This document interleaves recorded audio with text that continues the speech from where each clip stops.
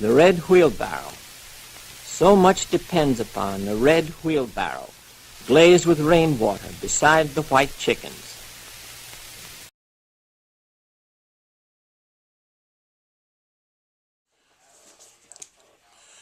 For those who know anything about American poetry, you would most likely have heard of the poet William Carlos Williams. However, for those who don't know who he is, William Carlos Williams was an American poet who is often associated with both the modernist movement and the imagist movement that was prevalent in the early 20th century. Williams was both a writer and a doctor, and because he was mainly a doctor, he didn't really have much of a formal education on literature. So most of his poetry is mainly about like formulating slices of life, more like a visual style. Williams, for all intents and purposes, was an American poet who saw himself more with the modernist movement than with the imagist movement, which his most famous poem, The Red Wheelbarrow, was most famous for. His poetry is classified as being part of the imagist movement, despite the fact that Williams himself, along with writers like Ezra Pound, rejected the imagist movement and to be more in favor like the modernist movement, especially the modernist movement in terms of the British moderns during sometime like after World War I and before World War II, around that time period. What is most interesting about Williams' poetry is that he was striving to express the cultural identity of America. Because he believed that the European literary language was useless to him, he rejected that, and Williams, in effect, was trying to capture in his poetry the sound of America, the sound of American speech, and the sound of what it was to be an American. Now, for the purpose of this presentation, I will not go into detail about the impact Williams had on American poetry, or even poetry in general, or about the life and his career as a writer. But rather to analyze one of his most famous poems, The Red Wheelbarrow. We're going to be talking about The Red Wheelbarrow, and I'm going to be bringing a reading into it that most people would probably not have thought about, and relate to that to the topic of God. The Red Wheelbarrow is arguably one of the most well-known poems of the early imagist movement. It was written not that far off after World War I. The story goes that Williams, who to remind you was a doctor, was one day dealing with a patient in his clinic when he looked out the window and he saw a red wheelbarrow in the rain, and it was near chickens. He wrote the poem under 5 minutes, and the rest is history, as they say. Now, whether or not the story itself is true or not is beside the point, because that's missing the point of what the poem is trying to talk about. The poem itself has been described as a poem reliant on visual imagery in order to get the meaning across to the reader. One possible interpretation that has been brought forward is that the wheelbarrow itself represents a basic tool that is important on a farm, and that we rely on the wheelbarrow for so much of our daily lives that we don't try to rely on others for other things. We are fully dependent on the wheelbarrow.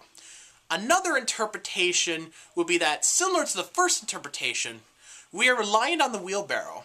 However, we could be also interpreted that we rely both on the wheelbarrow and the chickens in order for our civilization to survive.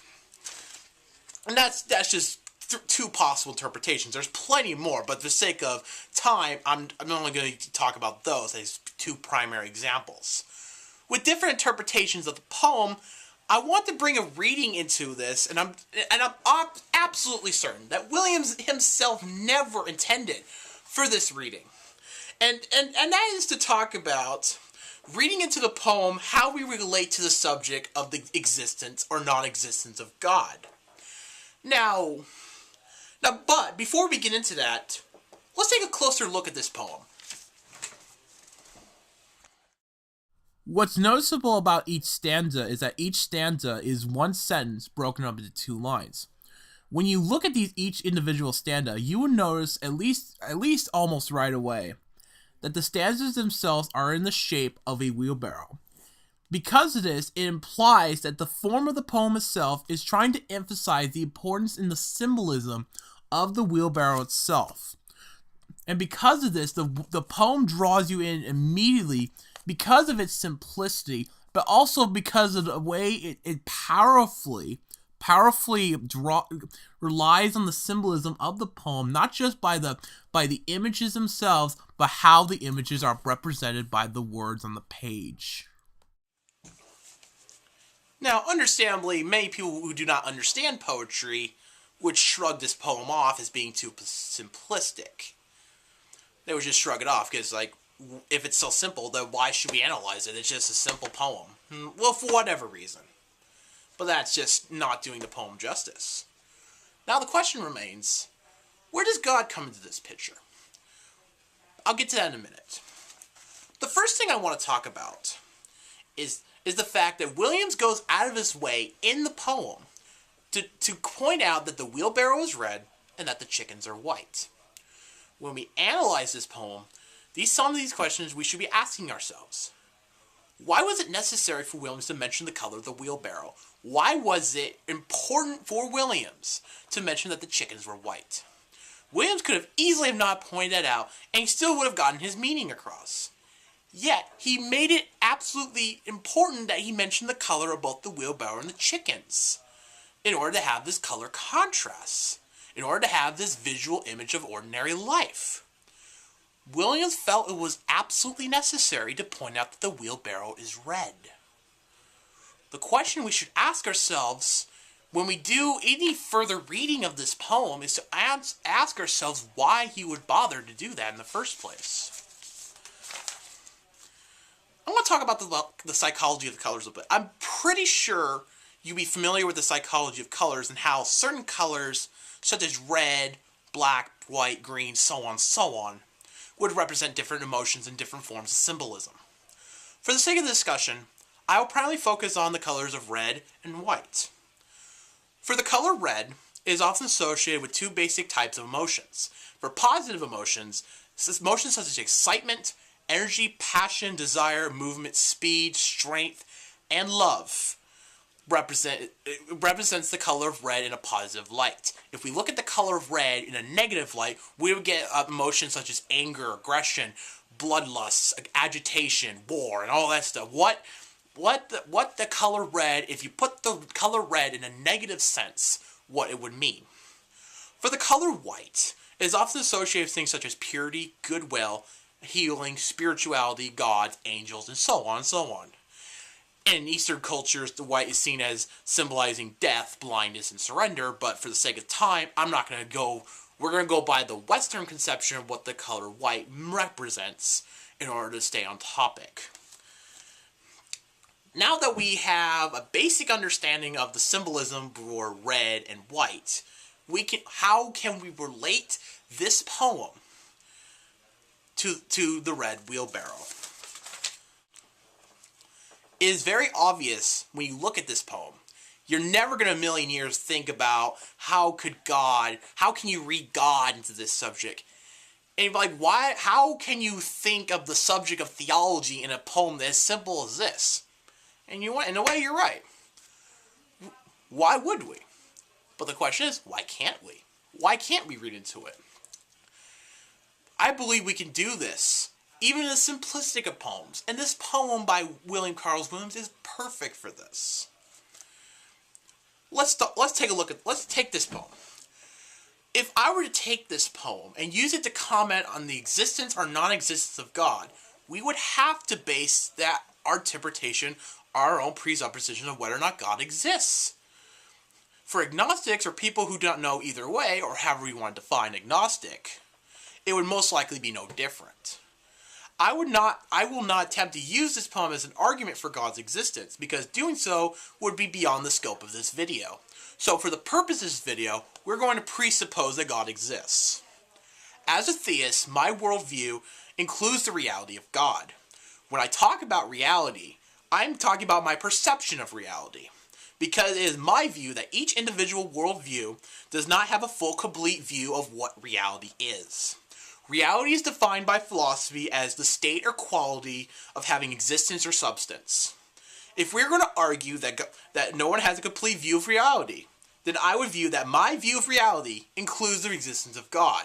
In other words, when I see reality, when I think about reality, when I view how reality works, I believe, according to my worldview, that God is part of my reality.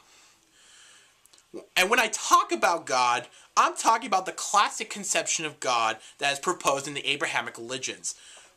We are talking about a God that is all-knowing, all-powerful, all-present, and all-loving. It is in my view that any view of God that does not include those qualities, and is a God that you can define however the hell you want, such as in different pagan systems or different philosophical relative belief systems, such as transcendentalism or what's another one? Enlightenment views on God, or deistic views, or whatever you want to call it. However you want to define God, however you want it to be. That is in my belief that those views of God are arbitrary. In relation to God, and we're going to move on to the whole poem to how we can relate to it. In relation to God, what do both the wheelbarrow and the chickens represent? In this poem, if we were to analyze this poem, if we were to bring Christianity into this reading, and other religions such as Judaism or Islam of the Abrahamic faiths can do their own reading, but for the sake of time, we'll use Christianity as an example. If we were to bring Christianity into this reading, one verse that comes to mind is Matthew 23:37, when Jesus says the following: "O Jerusalem, Jerusalem, you who kill the prophets and stone those that sent you, how often have I longed to gather your children together as a hen gathers her chicks under her wings, but you were not willing." We can say that the white chickens that are in the poem represent the purity of Christ, and that the red wheelbarrow, when we look at the negative symbolism for red, we could see that the red wheelbarrow represents a reliance on man. And man, by nature, is sin, full of sin, and cannot be relied upon if we were to strive for purity, but we constantly fail.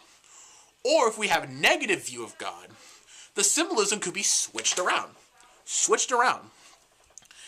And the God would represent, the wheelbarrow would represent God, and we would view God as full of bloodlust and hatred, as long as the people who have an axe to grind with religion would view God that way. Or you can read into the poem like somewhere in between, or come up to your own conclusions about the nature of God and read into the poem that. When we read into this poem, we try to think about the nature of God. What do we come up with? If God exists, how do we view his nature? If we have a positive opinion about God, how can we see how man represents? We can see how man represents the wheelbarrow, and God represents the chickens. But if we have a negative view of God, we can turn those around and say that God is the wheelbarrow, and that man is the white chickens.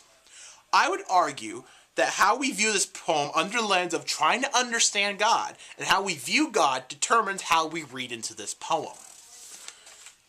Now, I would have to say that if we were to interpret this poem in relation to God as a reflection on the nature of God, I would argue three things. No, we can argue three things, my bad. We can argue that God, representing love, is the wheelbarrow, and being glazed with rainwater is beside the pure nature of Christ. And Christ is the white chickens, for the white chickens represent the purity of Christ. However, we can also interpret this as man being the wheelbarrow, being red, and the world being too dependent on man, and not being beside God.